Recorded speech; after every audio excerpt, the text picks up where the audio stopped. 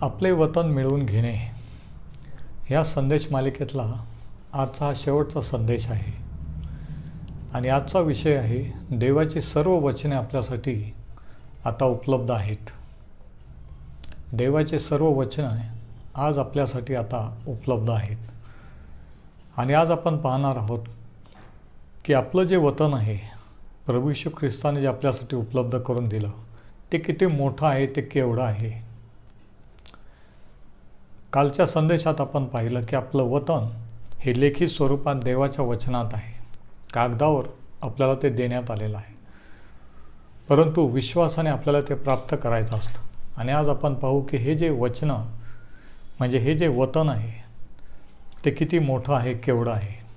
आणि याच्यासाठी महत्त्वाचा शास्त्रभाग आहे 2 कोरिंथीकरास पत्र याचा 1 अध्याय आणि वचन 20.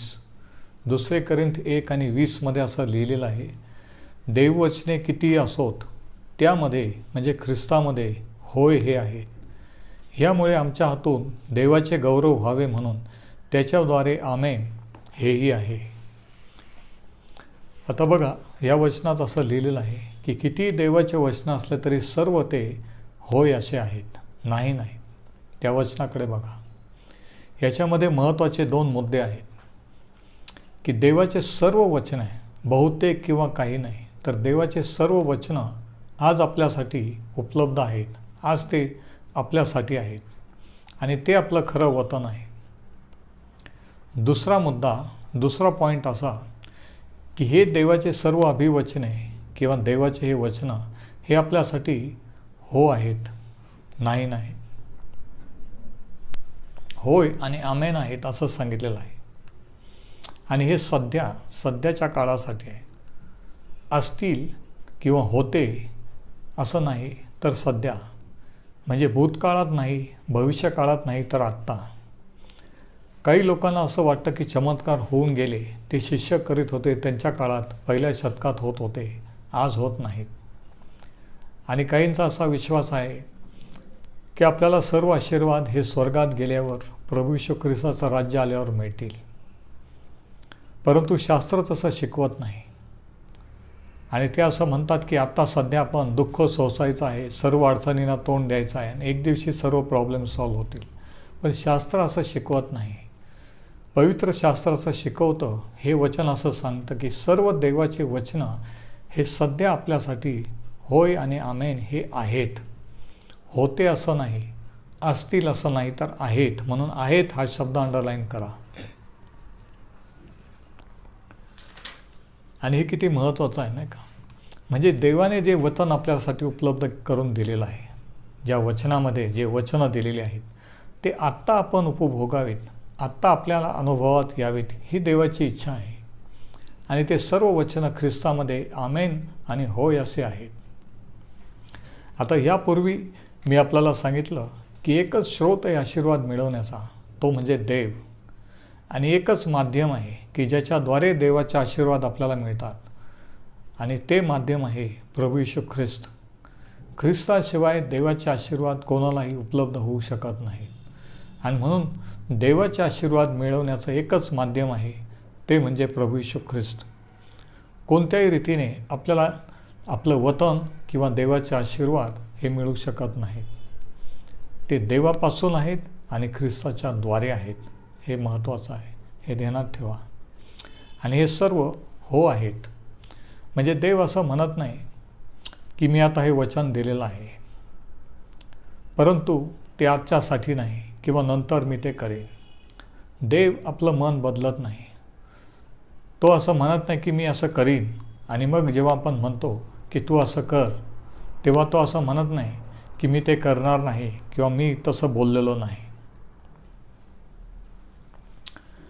हे माणूस म्हणू शकतो, परंतु देवाने जे बोललेलं आहे ते तो करतो. आणि म्हणून हेच तत्त्व, हे सत्य समजून घेणं महत्त्वाचं आहे की संपूर्ण शास्त्रामध्ये ह्या वचनात दिलेले 2 कोरिंथ 1:20 मध्ये की देवाचे सर्व वचने ख्रिस्तामध्ये होय असे आहेत. सर्व आणि होय हे 2 शब्द अंडरलाईन करा. हे 2 शब्द फार महत्त्वाचे आहेत. स्पष्टपणे सांगितलेलं आहे. म्हणजे देव स्पष्टपणे म्हणतो की मी जर बोललेलो आहे, मी जर वचन दिलेलं आहे, तर मी ते पूर्ण करीनच, ते पूर्ण होतीलच. आणि ज्यावेळेस आपण त्या वचनावर विश्वास ठेवतो, त्या वचनावर, त्या भूमीवर जसं काही पाऊल ठेवतो, त्यावेळेस आपण विश्वासाने होय असं म्हणतो, आमेन असं म्हणतो. देवाने होय म्हटल्यानंतर आपण त्याला प्रतिसाद आमेन असं म्हणून दिला पाहिजे. आणि ज्यावेळेस आपण तसा प्रतिसाद देतो त्यावेळेस ते घडून येतं आणि मग आपण देवाचा गौरव करतो. म्हणजे एखादं वचन जर आपण घेतलं आणि म्हटलं की खरंच हे माझ्यासाठी आहे का, खरंच प्रभू तू हे माझ्या जीवनात, माझ्या हयातीत पूर्ण करशील का, तेव्हा तो म्हणतो की हो मी ते पूर्ण करीन, ते माझं वचन आहे, मी ते दिलेलं आहे. आणि ही खात्री झाल्यानंतर जेव्हा आपण विश्वास ठेवतो की ते माझ्या बाबतीत पूर्ण होईल, त्यावेळेस विश्वास आपण आमेन म्हणून व्यक्त करत असतो. बरेच लोकांना माहीत नाही की आमेन कशासाठी आणि कधी म्हणतात. आमेन या शब्दाचा अर्थ असे हो, हा ग्रीक शब्द आहे आमेन, मराठी शब्द नाही. त्या शब्दाचा अर्थ आहे असे हो. म्हणजे ज्यावेळेस देवाचं वचन आपण वाचतो एखाद्या परिस्थितीत, अडचणीत, आणि आपण ज्यावेळेस आमेन म्हणतो म्हणजे आपण म्हणतो की असे हो, म्हणजे जे देव बोललेलं आहे, जे त्या वचनात लिहिलेलं आहे ते घडून येऊ. म्हणजे आपण देवाच्या वचनाशी सहमत होतो. बरेच लोक देवाच्या वचनाशी सहमत होत नाहीत. ते म्हणतात की मला नाही वाटत हे माझ्यासाठी आहे, की मला नाही वाटत ते खरंच होईल. असं म्हणणं म्हणजे देवाशी आपण ॲग्री किंवा सहमत नाही हे दर्शवणं. पण ज्यावेळेस आपण सहमत होतो त्याच वेळेस आपण आमेन म्हणून प्रतिसाद देत असतो. आणि मग त्या परिस्थितीत ते वचन घडून येतं. आणि मग 20 वचन परत एकदा बघा, देववचनं किती असो त्याच्यामध्ये म्हणजे ख्रिस्तामध्ये होय आहेत. ह्यामुळे आमच्या हातून देवाचे गौरव व्हावे म्हणून त्याच्याद्वारे आमेन हेही आहे. म्हणजे आपण आमेन म्हणून त्याला प्रतिसाद देतो आणि देवाचा गौरव करतो आमच्याद्वारे. बघा, आमच्या म्हणजे कोण, म्हणजे तुम्ही आणि मी, जे ते वचन ग्रहण करणारे, त्या वचनावर विश्वास ठेवणारे. म्हणजे हे आम्ही, पाऊल जे म्हणतो आम्ही, हे पाऊल आणि त्या काळातले करिंथीकर नव्हते किंवा काही विशिष्ट थोर देवाचे सेवक नाहीत. तर प्रत्येकजण आजही जे ह्या वचनावर विश्वास ठेवतो ते माझे आहेत, माझ्यासाठी आहेत असा विश्वास धरतो, त्यांच्यासाठी आहे. म्हणजे सर्व देवाचे वचन आज देवाच्या लोकांसाठी, तुमच्या आणि माझ्यासाठी उपलब्ध आहेत, आत्ता सध्याच्यासाठी. आणि हे सर्व देव का पूर्ण करतो, का घडवून आणतो, त्या 20 वचनात सांगितलेलं आहे की त्याचा गौरव व्हावा म्हणून. देवाच्या गौरवासाठी तो हे पूर्ण करत असतो. देवाने मनुष्याला बनवण्याचा मुख्य हेतू हा आहे की माणसाने देवाचा गौरव करणे, माणसाने देवाची भक्ती करणे, त्याचा आदर करणे, ह्याच्यासाठी माणूस निर्माण केलेला आहे. आणि म्हणून देवाने हे वचन दिलेलं आहे. आणि ज्या वेळेस आपण वचनावर विश्वास ठेवतो, देव ते पूर्ण करील असा विश्वास धरतो, त्या वेळेस आपण देवाचा गौरव करतो. ज्याच्या वेळेस ते पूर्ण होतात त्या वेळेस देवाचं गौरव होत असतं आपल्याद्वारे. आणि म्हणून एकतर आपल्या पुढे 2 पर्याय आहेत. देवाचं वचन ऐकल्यानंतर, वाचल्यानंतर 2 पर्याय आहेत. अविश्वास, की खरंच ते होईल का असं म्हणून अविश्वास व्यक्त करणे. आणि असा अविश्वास जेव्हा आपण व्यक्त करतो त्यावेळेस त्या अविश्वासाने देवाचा गौरव होत नाही, उलट आपण देवाच्या गौरवाला अडखळण आणतो. तर पहिला पर्याय जो आहे तो अविश्वास आणि दुसरा पर्याय आहे विश्वास धरणे. जेव्हा आपण अविश्वास व्यक्त करतो देवाचा गौरव होत नाही, वचनं पूर्ण होत नाही. पण जेव्हा विश्वास धरतो त्यावेळेस वचनं आपल्या बाबतीत पूर्ण होतात आणि देवाचा गौरव होतो. आता रोमकरासपत्र 3 आणि 23 असं लिहिलेलं आहे की सर्वांनी पाप केलेलं आहे आणि देवाच्या गौरवाला अंतरलेले आहेत. म्हणजे सर्वजण पापी झाल्यामुळे कोणीही देवाचा गौरव करत नाही आहेत. पापाचं स्वरूप, पाप म्हणजे काय की देवाचा गौरव न करणे, याचा अर्थ पाप की जे गौरव देवाला योग्य आहे, ज्या गौरवाच्या देव लायक आहेत, त्याला ते गौरव न देणे म्हणजे पाप. आणि या उलट आपल्यापुढे एक उदाहरण पवित्र शास्त्रामध्ये आहे, रोमकरासपत्राच्या 4थ्या अध्यायामध्ये. आणि ते उदाहरण आहे आपला विश्वासाचा पिता अब्राम याचं. तुम्हाला माहीत असेल की अब्रामाला देवाने निवडलं, त्याला वचनं दिले आणि त्याच्याद्वारे एक देश निर्माण केला, इस्रायल.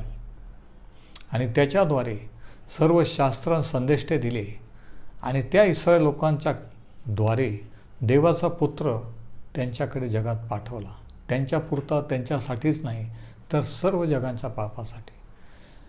आणि तो अब्राम ज्याने विश्वास धरला, त्याच्याविषयी शास्त्र काय सांगतं बघा. विश्वासाचं प्रतीक, विश्वासाचा पिता असं म्हटलेलं आहे. आणि आज तुम्ही आणि मी जर प्रभूश्वर विश्वास ठेवणारे आहोत तर आपण अब्रामाचे संतान आहोत, म्हणजे अब्राम आपला पिता आहे. मग आपल्या पित्याचा विश्वास कसा होता तसाच विश्वास पुत्र आणि कन्यांमध्ये पाहिजे, नाही का. आपण वाचू 20वे वचन 20 आणि 21 रोमकरासपत्र याचा 4था अध्याय आणि वचनं 20 आणि 21मध्ये काय लिहिलेलं आहे. त्याने म्हणजे अब्रामाने देव वचनाकडे पाहून अविश्वासामुळे आपली डळमळ होऊ दिली नाही, तर विश्वासाने प्रबळ होऊन त्याने देवाचे गौरव केले. आता डळमळ होण्याची परिस्थिती का होती? कारण जेव्हा देवाने वचन दिलं तेव्हा तो 100 वर्षाचा होता. त्याची पत्नी सारा 90 वर्षाची होती. आणि म्हणून मूल होण्याचा कोणतेही चान्सेस, कोणतीही संभावना नव्हती. किती तज्ज्ञ डॉक्टर जर त्या काळात असते तर सर्वांनी सांगितलं असतं की ह्या वयात मूल होत नाही. पण तरीही अब्रामाने आणि साराने विश्वास ठेवला. म्हणून ह्या वचनात दिले की त्याने आपला विश्वास डळमळू दिला नाही. स्वतःचं वय किती, बायकोचं वय किती हे पाहून आणि कसं काय शक्य आहे, देवाने सांगितले पण कसं काय शक्य होऊ शकत असं तो म्हटला नाही. त्याने अविश्वासामुळे आपली डळमळ होऊ दिली नाही. 20वे वचन बघा. तर विश्वासाने प्रबळ होऊन त्याने देवाचे गौरव केले, देवाचे आभार मानित राहिला.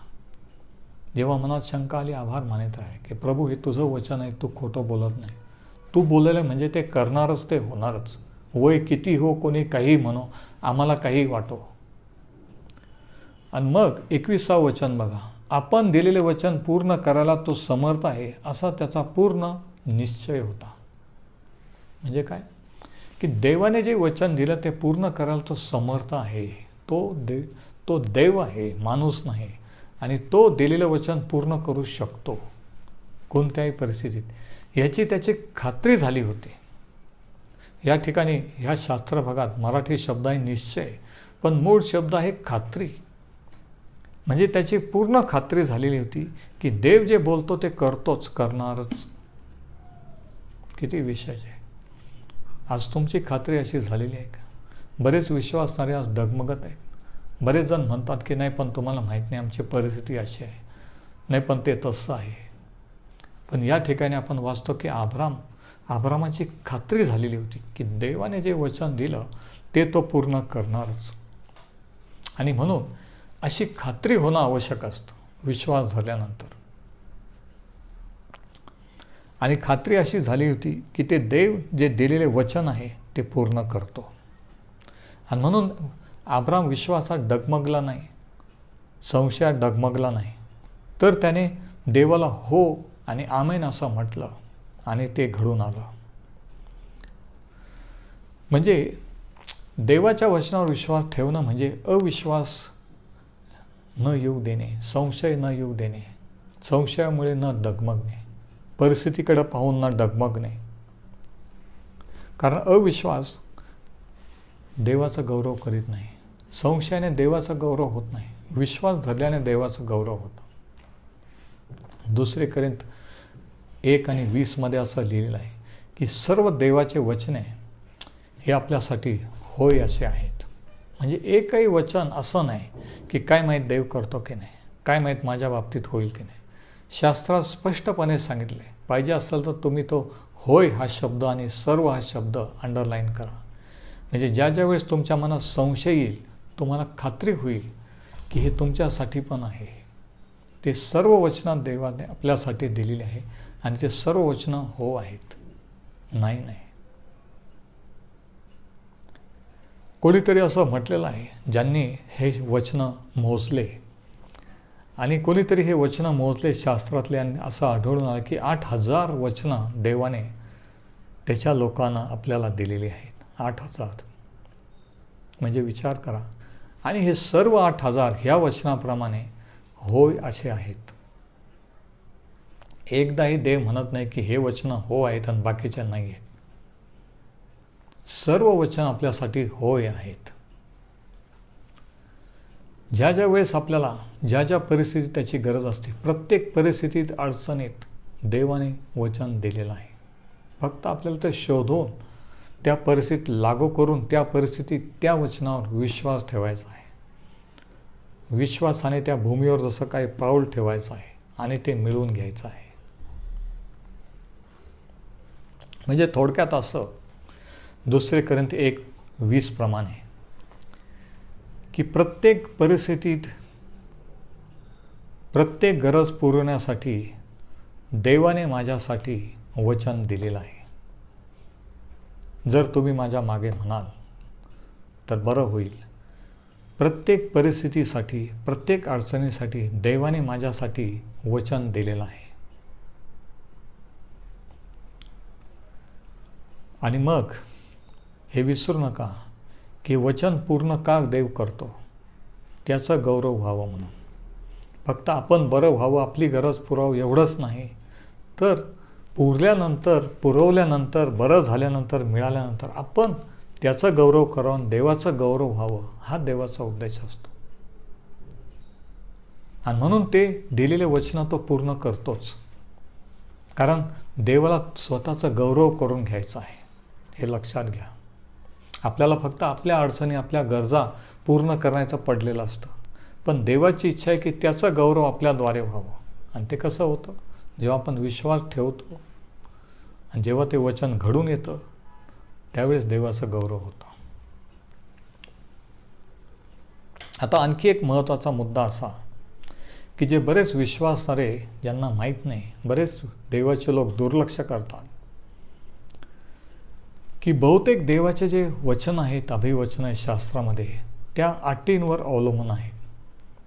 बऱ्याचशा वचनांच्या अटी शर्तीवर आहेत. म्हणजे परमेश्वर म्हणतो, जर तू असं करशील तर मी ते करेन, जर तुम्ही हे कराल तर मी ते करेन. म्हणजे काही अट आहे. म्हणजे जोपर्यंत ती अट आपण पूर्ण करत नाही तोपर्यंत ते वचन घडून येईल असं आपण समजू शकत नाही. पण जेव्हा आपण देवाने दिलेली अट पूर्ण करतो त्यावेळेस ते वचन घडून येतं. उदाहरणार्थ आपण पाहिलं अनुवाद 28 मध्ये की जर तू माझी वाणी लक्षपूर्वक ऐकशील आणि माझ्या आज्ञा पाळशील तर हे सर्व आशीर्वाद तुझ्याकडे धाव घेऊन परत येतील. म्हणजे हे अटीवर आहेत की जर, आणि ती अट काय की आपण देवाची वाणी ऐकणं, देवाचं ऐकणं आणि आज्ञापालन करणं. म्हणजे ही अट पूर्ण केली तर आशीर्वाद आहे, पण अट न पूर्ण केली तर शाप आहेत. म्हणजे देवाचे काही वचनं हे अटीवर शर्तीवर अवलंबून आहेत. दुसरी एक महत्त्वाची गोष्ट, दुसरा महत्त्वाचा मुद्दा असा की देवाने दिलेले वचनं पूर्ण करण्यासाठी अनुकूल परिस्थिती असावी लागत नाही. म्हणजे काय की देवाचे वचनाची पूर्तता की देवाचे वचन पूर्ण होणं हे आपल्या जीवनाच्या परिस्थितीवर अवलंबून नसतं. म्हणजे देवाने जर वचन दिलं की समजा यश किंवा समृद्धी किंवा आरोग्य, पण कोणी जर म्हणेल की नाही पण डॉक्टरने असं सांगितलं आहे की हे शक्य नाही, तुम्हाला आयुष्यभर ट्रीटमेंट घ्यावी लागेल. म्हणजे परिस्थितीवर आपण म्हणतो की नाही परिस्थिती तशी नाही आहे, हे होऊ शकत नाही. अमुक डॉक्टरांनी असं सांगितलं किंवा आमची परिस्थिती अशी आहे म्हणून आमचं शिक्षण नाही, आमच्याजवळ काही इस्टेट प्रॉपर्टी पैसा नाही म्हणून समृद्ध होऊ शकत नाही. म्हणजे आपण आपल्या परिस्थितीकडे पाहतो आणि मग विश्वास ठेवतो. पण देवाचं वचन देवाचं वचन किंवा वचनं हे पूर्ण होण्यासाठी आपल्या परिस्थितीवर देव अवलंबून नसतो. म्हणजे काय? म्हणजे हे, आणि समजलं तर आमेन म्हणायला तयार राहा, की तुमची परिस्थिती कशी असो, देवाने जर देव वचन दिलेलं आहे आणि तुम्ही जर ते विश्वासाने ग्रहण केलेलं आहे, तर कोणत्याही परिस्थितीत ते देव पूर्ण करतो. Praise the Lord. कोणत्याही परिस्थितीत तुम्हाला खरं वाटो अगर न वाटो, देवाचे वचन पूर्ण होण्यासाठी परिस्थिती चांगली असावी लागत नाही, की अमुक परिस्थितीचं देव कार्य करू शकतो नाहीतर नाही, असं नाही आहे. देव कोणत्याही परिस्थितीत, कोणत्याही वातावरणात त्याचं वचन पूर्ण करतो. पण आपण देवाचं ऐकलं पाहिजे आणि देवाच्या अटी पूर्ण केल्या पाहिजे. आपलं लक्ष, आपले डोळे आपण परिस्थितीवर, स्वतःवर नाही तर देवाच्या वचनावर ठेवले पाहिजे. बरेच वेळेस आपण परिस्थितीकडे पाहतो आणि म्हणतो शक्य नाही आहे, पण आपलं लक्ष, आपले डोळे हे वचनावर पाहिजे, देवावर पाहिजे, स्वतःवर आणि परिस्थितीवर नाही. तेव्हा ते वचनं पूर्ण होतात. म्हणजे याच्यावरून आपल्याला असा निष्कर्ष काढता येतो की परिस्थिती कोणतीही असो, देव त्याचं वचन पूर्ण करायला समर्थ आहे. जरा विचार करा, अब्राम कोणत्या परिस्थितीत होता, त्याचं वय काय होतं? त्याचं वय 100 वर्षाचं होतं. साराचं वय 90चं होतं. आणि अशा परिस्थितीत देवाने त्यांना पुत्र दिला, इसाक. म्हणजे देवाचं वचन पूर्ण होणं हे परिस्थितीवर अवलंबून नसतं. ज्यावेळेस दुष्काळ पडला, परमेश्वराने इसाकाला सांगितलं की मिस्र देशात जाऊ नको, तू ज्या देशात आहे तिथेच थांब आणि तिथेच पेरणी कर.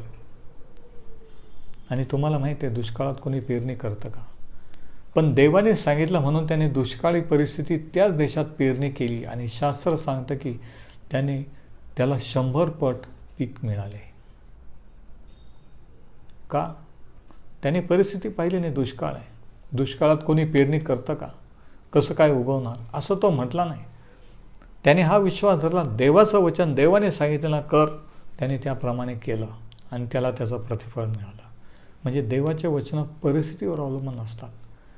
आपण किती विश्वास ठेवतो आणि ग्रहण करतो त्याच्यावर अवलंबून असतात.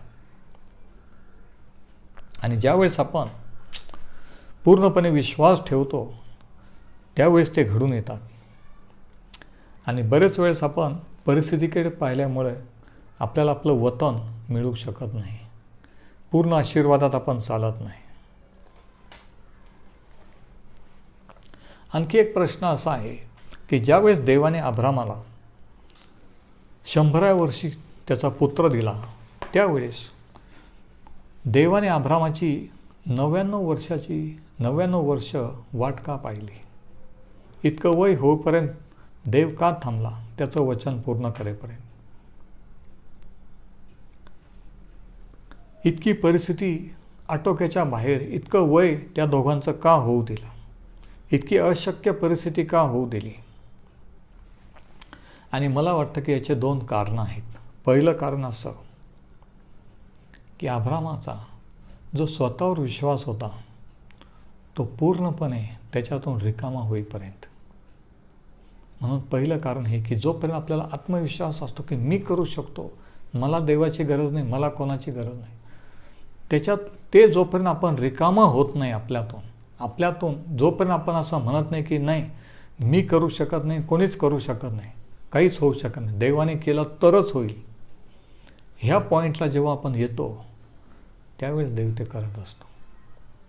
जोपर्यंत आपल्याला वाटतं की मी हँडल करू शकतो, प्रार्थना करायची गरज नाही, तोपर्यंत नाही. पण जेव्हा आपण अशा पॉईंटला येतो की आता काहीच होऊ शकत नाही, अशक्य आहे, देवाने केलं तरच होईल नाही तर नाही, त्यावेळेस आणि अब्रामाचा आत्मविश्वास जाऊन पूर्णपणे देवावर विश्वास ठेवपर्यंत, म्हणून देवाने हे विलंब लावला. म्हणजे अब्राम अशा पॉईंटला आला की आता देवाने केलं तरच होऊ शकतं, काही करून आपण ते घडवून आणू शकत नाही. त्यावेळेस ते घडून आला जेव्हा अब्रामाने पूर्णपणे देवाने दिलेल्या वचनावर विश्वास ठेवला तेव्हा. आणि दुसरं कारण हे की देवाचे वचनं पूर्ण करण्याचा हा उद्देश आहे की देवाचा गौरव व्हावा. हे सर्व देव का करतो, का घडवून आणतो?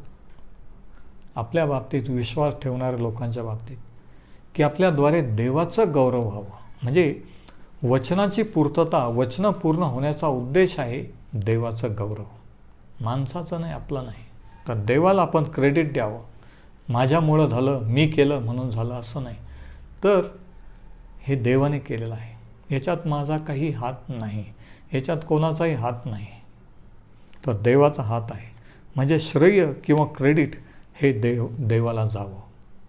आणि त्यावेळेस जेव्हा आपण पूर्ण श्रेय देवाला देतो त्यावेळेस देवाचा गौरव होतो. आणि अशा रीतीने आपण आपलं वतन मिळवतो आणि आपल्या वतनात प्रवेश करतो.